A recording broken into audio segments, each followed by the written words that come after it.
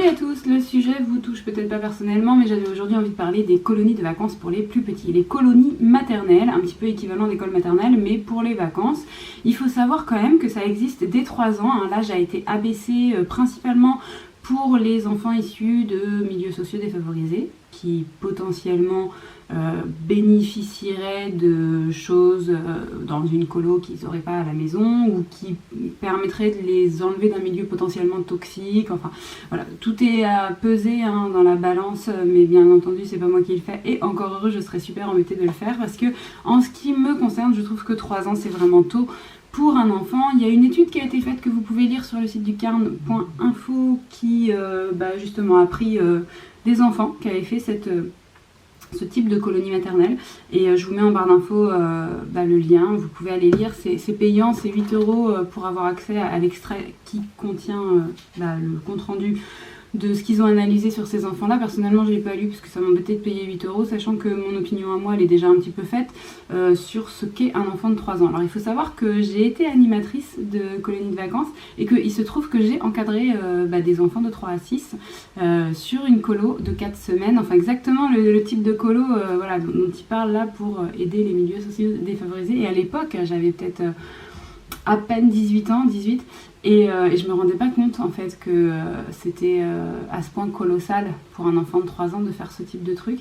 Et donc du coup j'ai quelques souvenirs qui étayent aujourd'hui un petit peu ma pensée, mais déjà je voulais revenir sur ce qu'est un enfant à 3 ans. Un enfant à 3 ans au niveau autonomie en général, c'est pas complètement au point sur l'habillage, le déshabillage, même les chaussures, le lavage de dents, souvent ils ont besoin d'aide, et la douche, enfin voilà, toutes ces petites choses du quotidien. En général, ça nécessite un accompagnement. Quand on est dans un groupe, on ne peut pas accompagner individuellement chaque enfant, on leur demande beaucoup plus d'autonomie. Et moi, j'ai souvenir que parfois c'était un peu la gabegie, quand je m'en rappelle. Il y avait un côté un peu à la chaîne, et il y avait un côté, de toute façon, c'est pas grave. Notamment pour le lavage de dents, il y avait vraiment ce côté, de toute façon, c'est pas grave, parce qu'on ne peut pas vous laver tous les dents un par un, c'est pas possible. Il y a aussi sur le langage encore beaucoup de progrès à faire pour un enfant de 3 ans, donc des difficultés à s'exprimer, à se faire comprendre. Quand parfois il y a en plus une barrière de la langue, ça rajoute. Je me souviens de certains enfants pour qui il y avait ça. Et puis il y a aussi la difficulté à avoir les mots, par exemple sur tout ce qui est émotionnel. Il y a encore une grande immaturité, et donc il y a la difficulté à avoir les mots pour dire ce qu'on ressent, et pour que les choses puissent être gérées au fur et à mesure. Donc du coup il y a sans doute plein de choses qui passent à la trappe.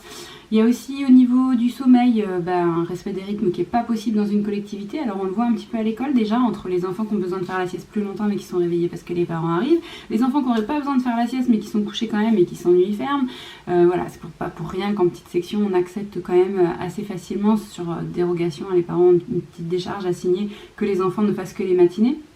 C'est pour respecter mieux leur rythme, et c'est pour leur décharger les journées, parce qu'à peu près tous les instituts sont d'accord pour dire que c'est un peu long. Donc vous imaginez, si la journée ne s'arrête jamais, elle s'arrête, elle reste, les enfants restent dormir sur place et enchaînent, et qu'il n'y a pas de week-end, etc. pendant plusieurs semaines, ça commence à faire assez dense.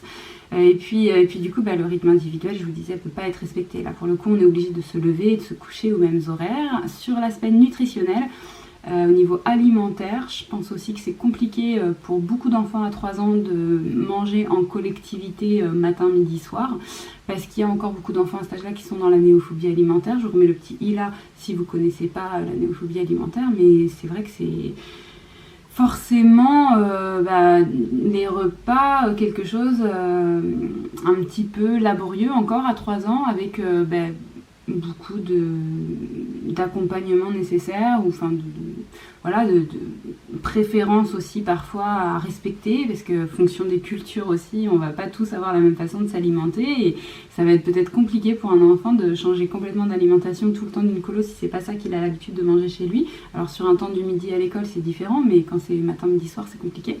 Donc moi, pour toutes ces raisons, je pense vraiment que la journée d'un enfant en collectivité, si ça s'arrête jamais, c'est un peu long pour lui, un peu indigeste.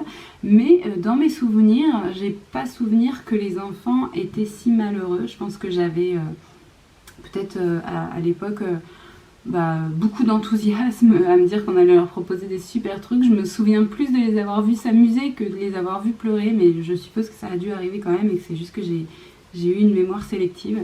Je pense aussi que parfois ils ont dû se sentir seuls, éloignés de leur famille, mais bien sûr ils ne l'avaient pas tellement verbalisé du fait qu'ils étaient petits. Ils avaient pas trop d'appels, de lettres, de choses comme ça, donc c'était vraiment un vrai isolement. Et bon, là si vous êtes parent, milieu social non défavorisé, parent, et que vous voulez juste envoyer votre enfant et que vous vous posez un peu la question des colos, à quel âge on commence tout ça, moi personnellement je déconseille si tôt. Je pense que sur toute la zone maternelle, c'est pas le moment d'augmenter les temps de collectivité, au contraire. Je pense que ça reste encore des temps où on apprend à vivre ensemble, des temps où les enfants ils sont pas encore complètement au point pour attendre leur tour, pour partager, pour coopérer en permanence, que ça leur demande un effort, ils en sont capables, mais ça leur demande quand même un effort, ils ont besoin aussi, je pense, de temps de solitude, et que c'est pas forcément évident non plus pour eux de respecter des consignes en permanence, ils ont besoin de liberté. Or dans une collectivité, on est quand même beaucoup sur les consignes. Donc j'aurais tendance à dire qu'on peut attendre peut-être que l'enfant soit passé au primaire pour s'orienter vers les colos. Maintenant, si vraiment vous êtes hyper motivé, il y a des colos qui existent qui sont quand même plus courtes que 4 semaines. Il y a des petites colos de 5 jours par exemple. Ou sinon, il y a l'alternative, si c'est juste parce que vous avez un souci de garde, il y a l'alternative du centre aéré. Si vous n'avez pas de relais familial, il y a toujours les centres aérés où on dépose l'enfant le matin, on le récupère le soir. Ça me paraît un petit peu plus digeste pour les enfants si petits. Par ailleurs, il y a le scoutisme aussi qui existe, mais justement, ils prennent les enfants en général après 6 ans, parce que justement, c'est l'âge où on commence à réussir à mieux vivre ensemble. Donc, vous voyez, tout est à peu près cohérent dans ce que je dis. Dites-moi en commentaire si vous êtes assez d'accord ou pas du tout. Et puis, si vous avez des expériences à partager sur le sujet, laissez-moi un petit pouce si vous avez aimé la vidéo. Et puis moi, je vous retrouve très vite dans une prochaine vidéo.